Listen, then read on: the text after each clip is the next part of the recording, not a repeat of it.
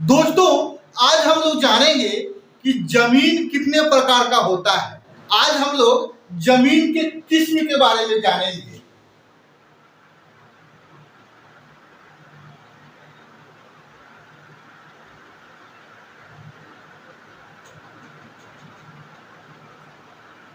जमीन का किस्म समझे। ये जमीन का किस्म के बारे में जानना आप लोगों के लिए जरूरी है। यह खतियान में लिखा हुआ रहता है। जो खतियान होता है उसमें लिखा हुआ रहता है कि जमीन किस किस्म का है। मुख्यतः जमीन जो होता है ना, दो प्रकार का होता है। पहला देख लीजिए, धनहर, और इधर देख लीजिए दूसरा द्वीप। जब सर्वे हो रहा था, सर्वे के टाइम में, तो सर्वे का सबसे पहला चरण होता है किस्तवार, ठीक है, और दूसरा चरण होता है खानापुरी। किस्तवार जो है सर्वे का सबसे बड़ा चरण है। उसके बाद छोटे छोटे चरण होते हैं, ठीक है, जैसे खानापुरी हो गया और बहुत चीज होता है उसमें। तो किस्तवार में क्या होता है, मुख्यतः उसमें नक्शा बनाया जाता है, नक्शा तैयार किया जाता है। मान लीजिए, देख लीजिए, ये किसी मौजे का नक्शा है, ठीक है।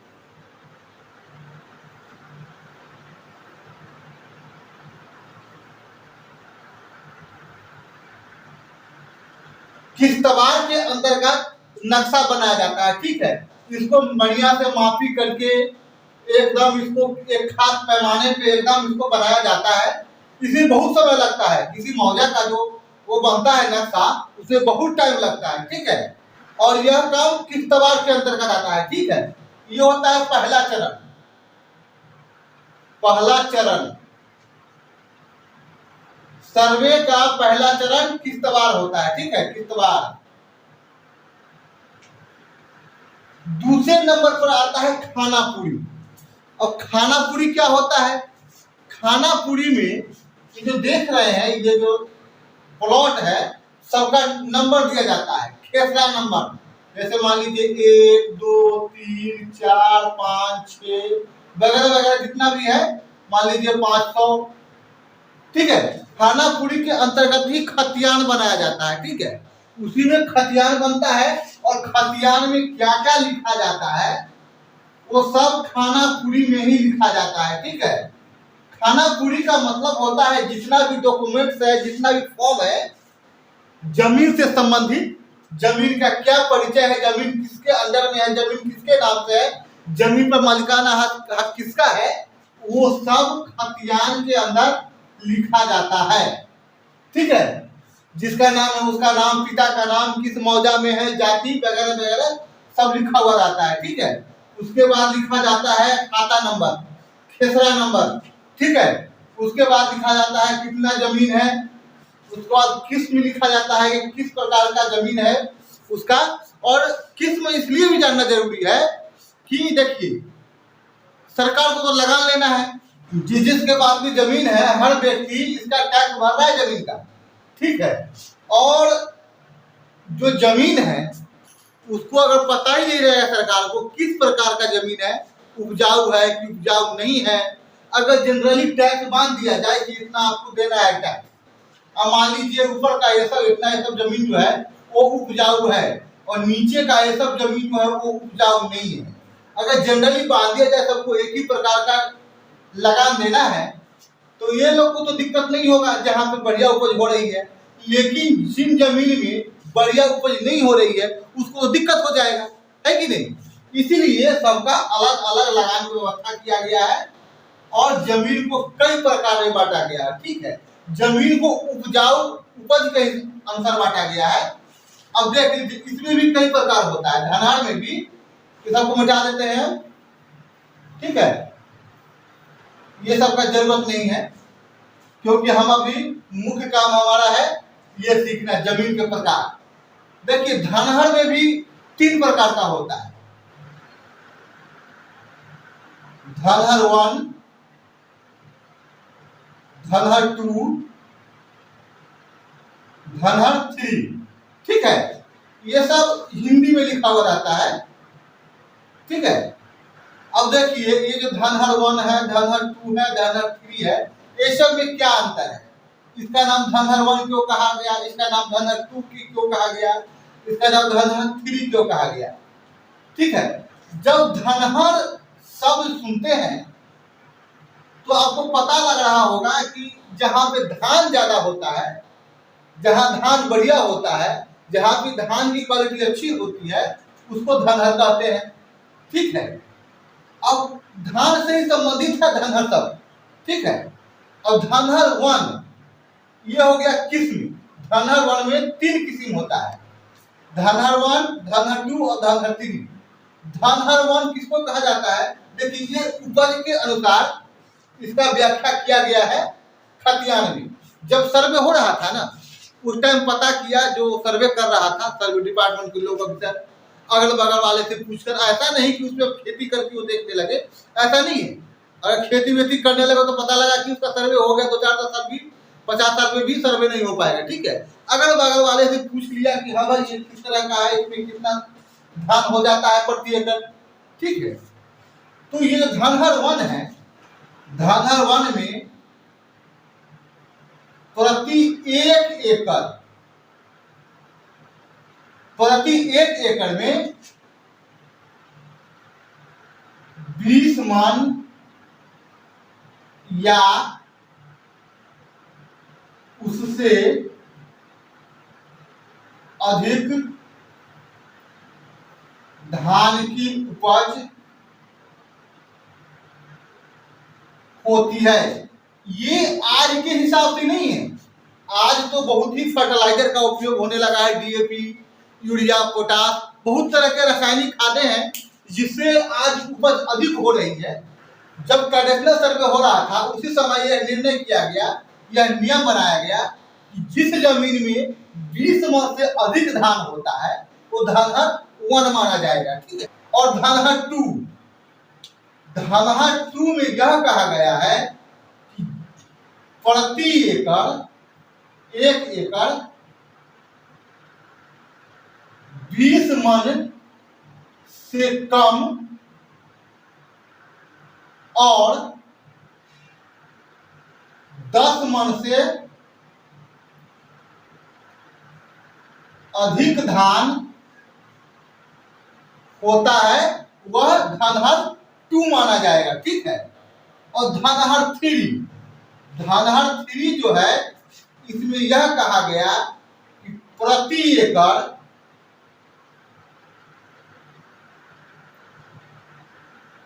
में 10 मन से कम धान की उपज होती है, उसे धनहर 3 कहा जाएगा। ठीक है, ये जो प्रति एक एकड़ है, मतलब हर एक एकड़ में 20 मन से अधिक धान होगा।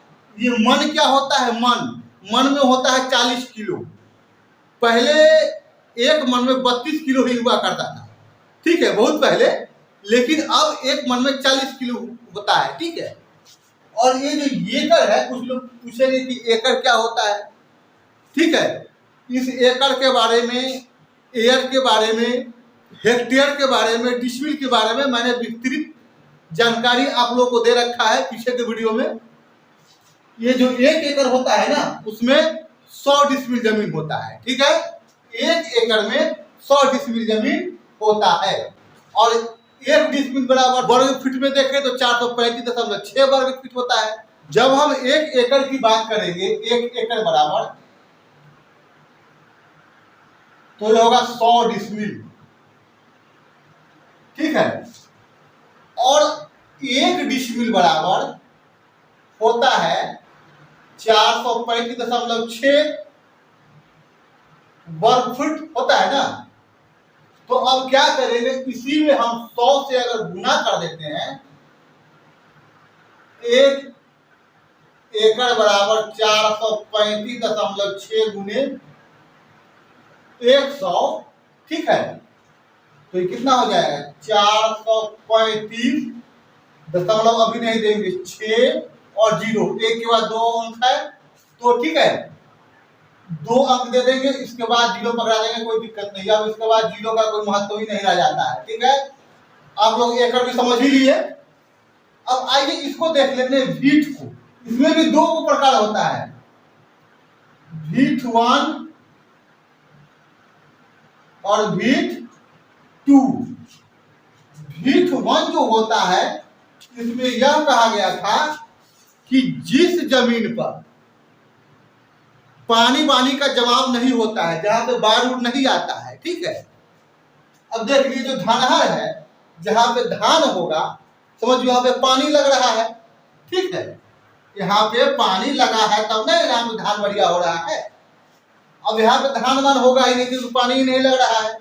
अच्छी जमीन है, ऊंचा जमीन है, गड्ढा नहीं है, ठीक है, जहाँ पे पानी जम जाए। ऊपर का जमीन है, ये नीचे का जमीन है, ये समझिए कि चौड़ का जमीन है।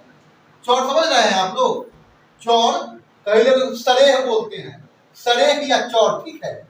और ये है ऊपर का जमीन, जहाँ पे घर बना हुआ रहता है, ठीक है। और इस जमीन में आपको खेती उती फिर भी हो रहा है, अगल बगल में घर है जहाँ पे पानी पूरी नहीं जम रहा है, और वहाँ पे खेती की जमीन है, ठीक है। तो यह कहा गया है कि 1 एकड़ में 10 मन से अधिक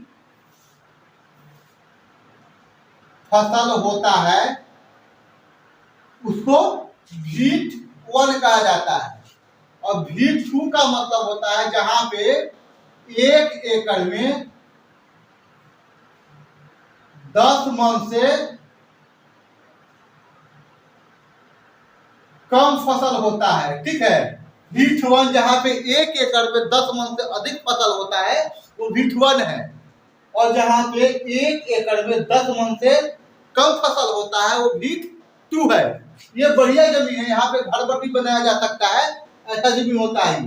लेकिन ऐसे जमीन में पानी वानी जम जाता है, बार बार बाढ़ उड़ आने का झंझट रहता है, ठीक है, पानी आ जाता है बाढ़ का, या फिर बारिश हो रही है तो पानी जम जाता है, वो ऐसा जमीन ये धनहर है, ठीक है।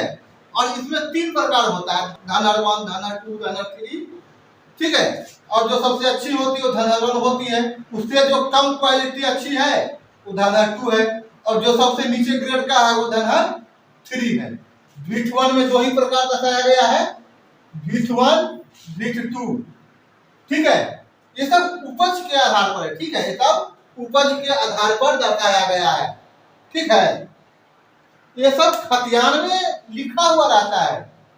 खतियान जो बनता है सर्वे के टाइम में, जब खाना पूरी होती है उसमें लिखा जाता है सब कि जमीन किसका है, किसके नाम पर है, पिता का नाम क्या है, गांव कौन सा है, जाति कौन सी है, खाता नंबर क्या है, खेसरा नंबर क्या है, ठीक है, जमीन का रकबा कितना है, जमीन का किस्म कौन सा है, जमीन में क्या क्या मौजूद है, पेड़ है, घर है, क्या है, ये सब उसमें दर्शाया जाता है, ठीक है। उसमें लगान भी लिखा हुआ रहता है कि लगान कितना लेना है इस जमीन का, ठीक है। तो जमीन का पूरा बायोडाटा खतियान में लिखा हुआ रहता है, ठीक है। ये जो खतियान होता है उसको अधिकार अभिलेख कहते हैं, ठीक है। अधिकार अभिलेख, किसी भी जमीन का अधिकार अभिलेख होता है खतियान, ठीक है। उसमें जमीन का जितना भी परिचय है, परिचय कह सकते हैं उसको। और मान लीजिए ये प्लॉट है, इसमें जो खेसरा नंबर होता है, मान लीजिए 1 नंबर खेसरा है, ठीक है, वो इसका एक आप नाम जान लीजिए कि उसका एक नाम है, ठीक है। किस्म में लिखा रहता है कौन सा किस्म है, धनहर है या भीट 1 है, भीट 2 है, भीट 3 है, क्या है, सब लिखा हुआ रहता है उसमें, ठीक है। पिता का नाम, गांव, जाति, जितना भी चीज है, मतलब उस जमीन से संबंधित सारा का सारा खतियान में सारा बायोडाटा लिखा हुआ रहता है, ठीक है। तो हमको लगता है कि आप खतियान के बारे में भी और जमीन के किस्म के बारे में भी, ये ज्यादा बड़ा टॉपिक नहीं है, ठीक है, ये ज्यादा बड़ा टॉपिक नहीं है, इसलिए हमको लगता है इसको समझने में आपको कहीं कोई दिक्कत नहीं हुआ होगा, ठीक है। तो फिर मिलते हैं अगले वीडियो में, तब तक के लिए धन्यवाद।